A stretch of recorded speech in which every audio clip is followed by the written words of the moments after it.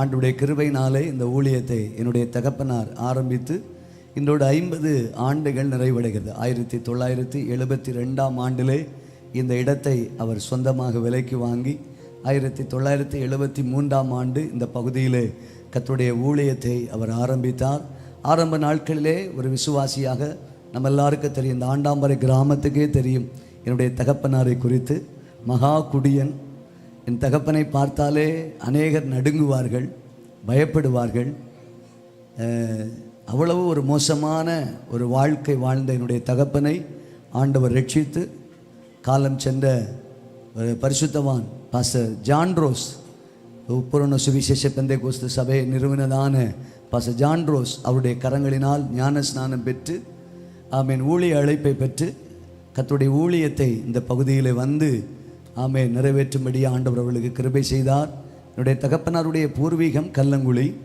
ஆனால் என்னுடைய தகப்பனாருடைய அம்மா பாட்டியினுடைய பூர்வீகம் ஆண்டாம்பாறை.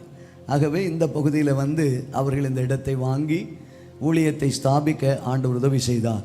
ஊழியத்தை ஆரம்பித்த நாள் முதல் அவர்கள் இந்த ஊழியத்தில் அனுபவித்த வேதனை, கஷ்டம், பாடுகள் கொஞ்சம் நஞ்சம் அல்ல. நான் இன்றைக்கு அவரை நினைக்காமல் என்னால் இருக்க முடியவில்லை. என் தாயை என்னால் நினைக்காமல் இருக்க முடியவில்லை. காரணம், அவர்கள் கடந்து வந்த பாதைகள் மிகவும் வேதனையானது. ஆரம்ப காலகட்டத்தில் ஊழியத்தில் ரொம்ப கஷ்டம். இந்த ஊழியத்தில் அநேக ஊழியக்கார அக்காமார் இருந்தாங்க. ஸ்தோத்திரம். சாப்பாட்டுக்கு கூட வழி இருக்காது. இங்கே மூத்த விசுவாசியாக டெனிஸ் மாமா இருக்கிறாங்க. நான் அவர்கிட்ட ஒரு 10 நிமிஷம் சாட்சி சொல்கிறீங்களான்னு கேட்டேன். ஏன்னா அந்த ஆரம்ப ஊழியத்தில் அவங்க எங்கள் அப்பாவுக்கு துணையாக இருந்திருக்கிறாங்க. ஆரம்ப நாட்கள் அப்பாவோடு இருந்ததில் அவங்க இருக்கிறாங்க. ரோசம்மக்கா இருக்கிறாங்க, மரியனை செஞ்சுத்தி இருக்கிறாங்க. அவங்க எல்லாம் வயசானவங்க.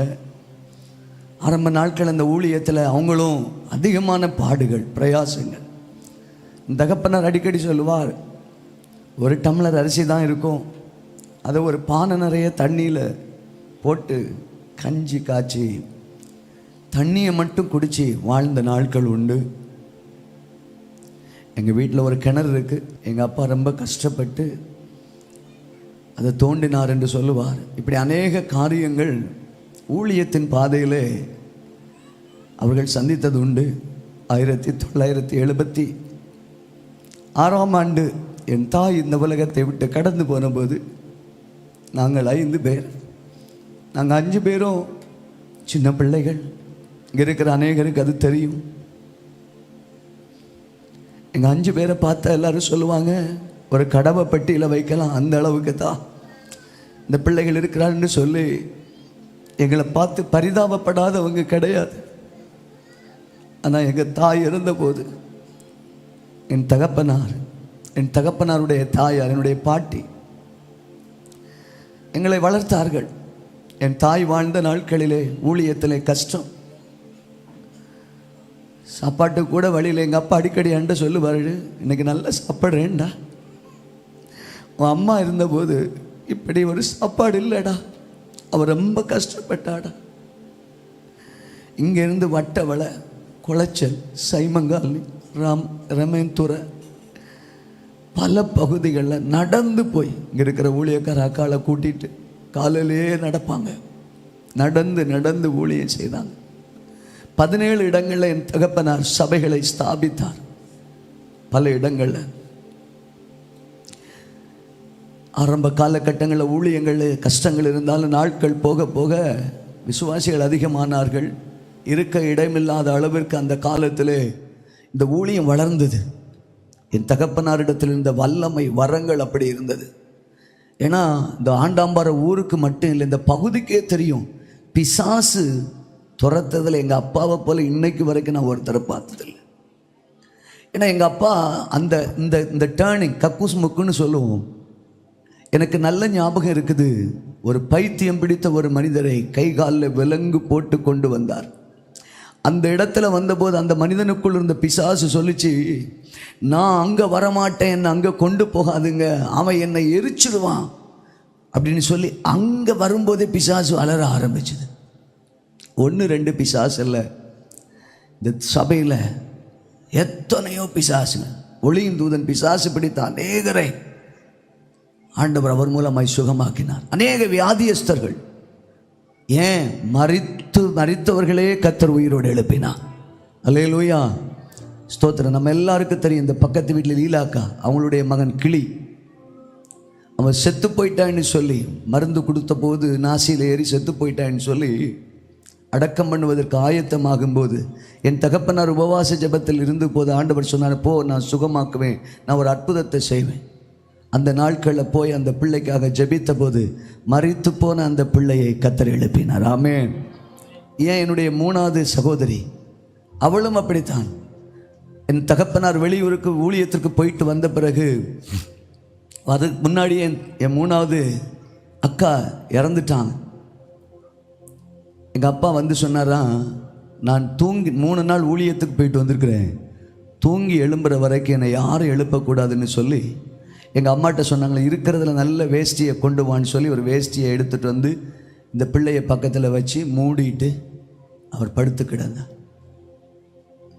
எங்கள் தாத்தாட்ட போய் சொன்னாங்க, எங்கள் தாத்தா தேவசகாயம் பெருவெட்டர், எங்கள் தாத்தாட்ட போய் சொன்னாங்களாம், செத்த பிள்ளைய அடக்கம் பண்ணுறதுக்கு வழி இல்லாமல் பிள்ளையை வச்சுட்டு இருக்கான், என்னான்னு போய் பாரோம் அப்படின்னு.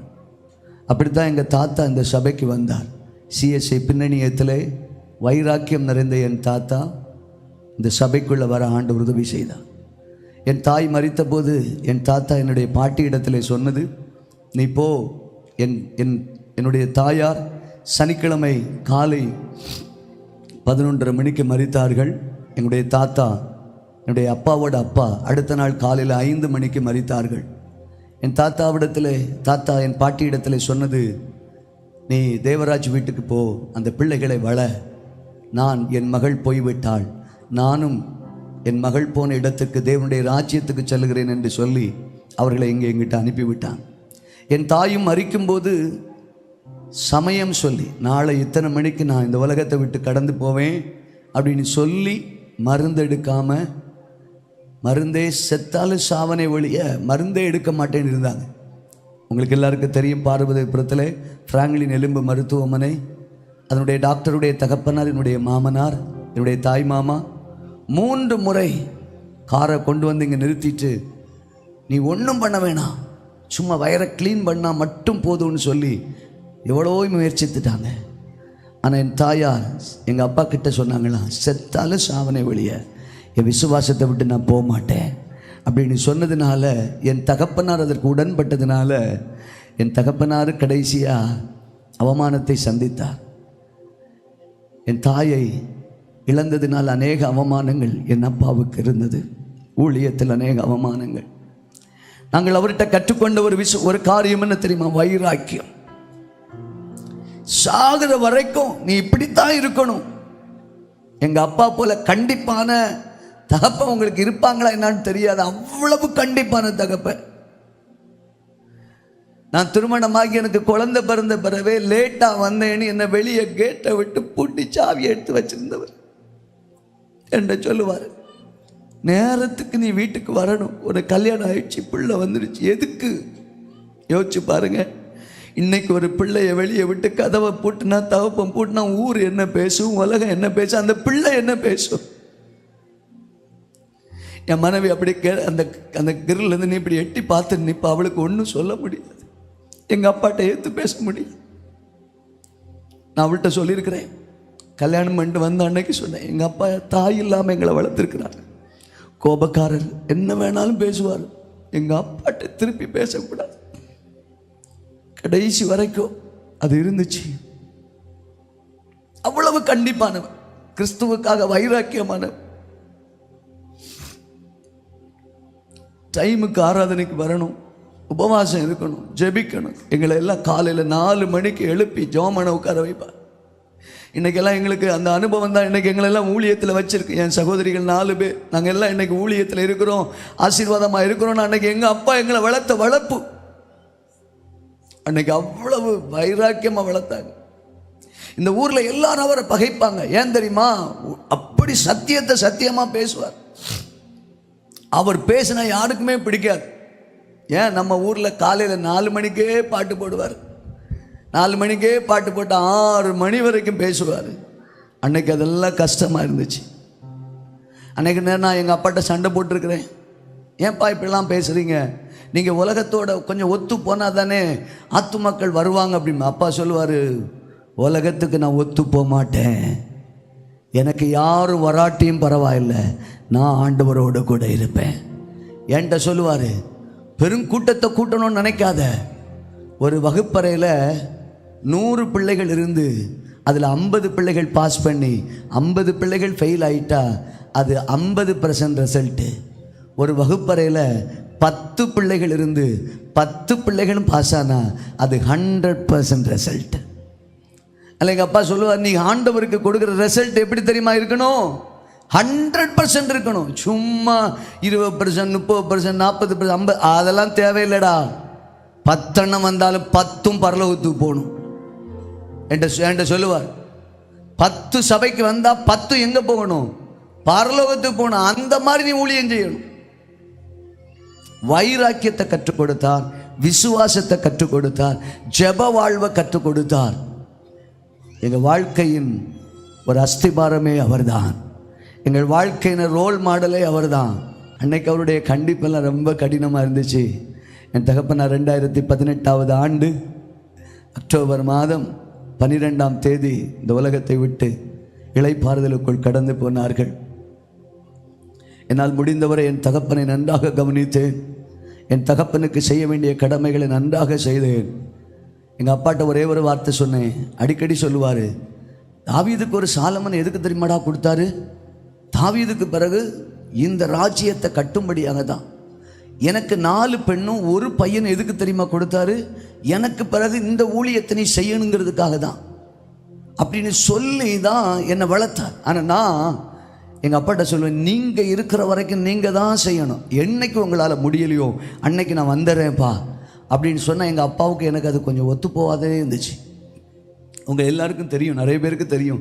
ஏன்னா நான் ஒரு பிரசங்கம் பண்ணுவேன், பிரசங்கம் பண்ணி முடித்தோடனே எங்கள் அப்பா மைக்கை எடுத்து அதுக்கு ஒரு வியாக்கியானம் கொடுப்பார். ஸ்தோத்திரம். நான் ஏதாவது பிசிறு தட்டுனேன்னு வச்சுக்கிடுங்க, அவ்வளோதான். அவர் அடுத்து அதை போட்டு நம்ம மூஞ்சிலே உடைச்சிடுவார். ஸ்தோத்திரம். ஆண்டவர் கிருபையாக நான் ஜெபம் பண்ணேன். வேதாம கல்லூரி படிப்பை முடித்து இங்கே ஊழியத்துக்கு வந்த பிறகு, எனக்கு திருமணமான பிறகு, ஸ்தோத்திரம், நான் சென்னையை விட்டு ஊருக்கு வந்த பிறகு, ஆண்டவரே நான் என்ன செய்யணும் அப்படின்னு நினச்சிட்டு ஆண்டவர்கிட்ட பேசிகிட்டு இருக்கும்போது கர்த்தர் எனக்கு ஒரு தரிசனம் கொடுத்தார். தக்கலை மணலி பகுதியிலே கர்த்தருடைய ஊழியத்தை செய்யும்படியாக எனக்கு ஒரு தரிசனம் கொடுத்து ஒன்றுமில்லாமல் அந்த இடத்துல போய் ஆரம்பித்தேன். கர்த்தர் கிருபையாய் ஒரு மகிமையான ஊழியத்தை எனக்கு அங்கே தந்தார். அல்லேலூயா. அந்த ஊழியமும் இன்றைக்கு ஆண்டவர் கிருபையினாலே ஆசீர்வாதமாக இருக்கிறது. அது கர்த்தர் எனக்கு தரிசனம் தந்து நான் போய் ஊழியத்தை ஆரம்பித்தேன். இது என் தகப்பனுக்கு கர்த்தர் தரிசனம் கொடுத்து ஆரம்பித்த இந்த ஊழியத்தை 2018 ஆண்டிலிருந்து பொறுப்பெடுத்து இந்த ஊழியத்தை நிறைவேற்ற ஆண்டவர் கிருபை தந்தார். நான் பொறுப்பெடுக்கும் போது இந்த சபையில் இருந்தவர்கள் 4 பேர். எத்தனை பேர்? 4 பேர். உங்கள் எல்லாருக்கும் நிறைய பேருக்கு தெரியும். சின்ன ஒரு ஓட்டு கட்டடம். கர்த்தர் நல்லவர். ஆபிரகாமுக்கு சொன்ன ஆசீர்வாதத்தை கர்த்தர் பிள்ளையினுடைய வாழ்க்கையில் நிறைவேற்றினது போல என் தகப்பன் கண்ட தரிசனங்கள் எல்லாம் இப்போ இங்கே நிறைவேறிட்டே இருக்கு. ஹல்லேலூயா. கர்த்தருடைய கிருபையினாலே மகிமையான இந்த ஆலயத்தை இவ்வளவாக கட்டவும் கர்த்தர் இந்த ஆலயத்திலே திரளான ஆத்துமாக்களை கர்த்தர் தந்திருக்கிறார். ஹல்லேலூயா. கர்த்தர் கொடுத்த என்னுடைய விசுவாச மக்களுக்காக நான் நன்றி சொல்லுகிறேன். இந்த சபையில் 100 நாள் ஜெபம், 50 நாள் ஜெபம். எப்பா, என் விசுவாசிகளை போட்டு பரடு தான் எடுக்க. நிறைய பேர் கேட்பாங்க, எதுக்கு இப்படி ஜெபம் அப்படின்னு. ஆனால் என் மக்கள் அசராமல் வருவாங்க. அதிகாலை ஜெபத்துக்கு வருவாங்க, இரவு ஜெபத்துக்கு வருவாங்க, பகல் ஜெபத்துக்கு வருவாங்க. ஜெபித்ததின் விளைவு தான் இன்றைக்கு நீங்கள் பார்க்கிற இந்த ஆசீர்வாதம். அல்லேலூயா. ஜெபம் ஒரு நாளும் வீணாய் போவது இல்லை. அல்லேலூயா. ஆண்டவர் தீர்க்க தரிசனமாக சொல்லிட்டார், வடக்கிலிருந்து ஆசீர்வாதம் வருகிறது, தெற்கிலிருந்து ஆசீர்வாதம் வருகிறது, கிழக்கிலிருந்து ஆசீர்வாதம் வருகிறது, மேற்கிலிருந்து ஆசீர்வாதம் வருகிறது. இனி வரக்கூடிய காலங்கள் கர்த்தர் சபையை, ஊழியத்தை மேன்மைப்படுத்தி இதை காட்டிலும் இன்னும் மேன்மைப்படுத்தி நம்மை ஆசீர்வதிக்க நம்முடைய ஆண்டவர் சர்வ வல்லவராக இருக்கிறார். அல்லேலூயா. இத்தனை ஆண்டுகள் இந்த ஊழியத்தை நடத்தி வந்த சர்வ வல்லமை உள்ள தேவனுக்கு நம்ம எல்லாரும் தலைக்கு மேல 2 கையை தட்டி அந்த தேவாதி தேவனுக்கு, ராஜாதி ராஜனுக்கு, கத்தாதி கத்தருக்கு கோடா கோடி ஸ்தோத்திரங்கள், துதி பலிகள். ஆமென், ஆமென், ஆமென். எல்லா கனம், மகிமை, துதி எல்லாம் ஆண்டவருக்கே நாம் செலுத்துவோம். அல்லேலூயா.